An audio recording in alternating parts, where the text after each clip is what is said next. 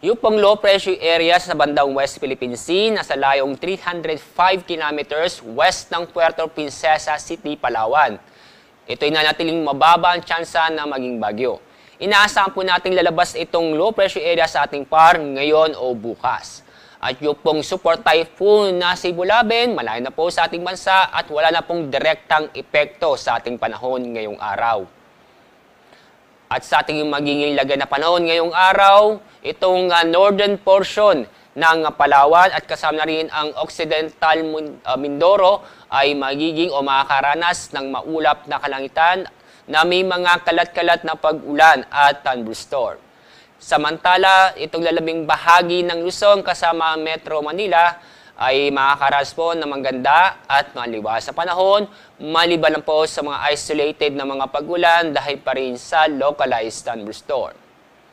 Dapat tayo sa Visayas at Mindanao, inaasahan pa rin natin na magiging maganda at maliwas sa panahon, kung saan ay bahagyang maulap hanggang sa maulap ang kalangitan.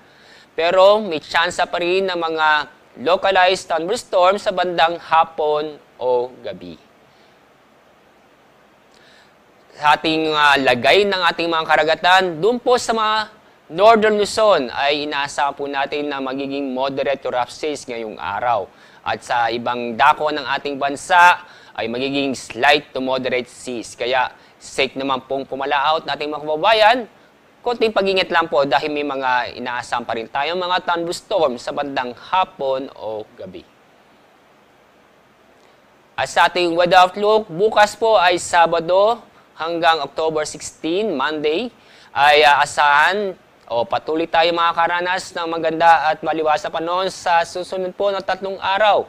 Maliban lang po sa mga localized thunderstorm na kung saan magbibigay ito ng mga biglaang buhos ng ulan, kadalasan sa bandang hapon o gabi. Ang araw po sisikat sa ganap na 5:47 ng umaga.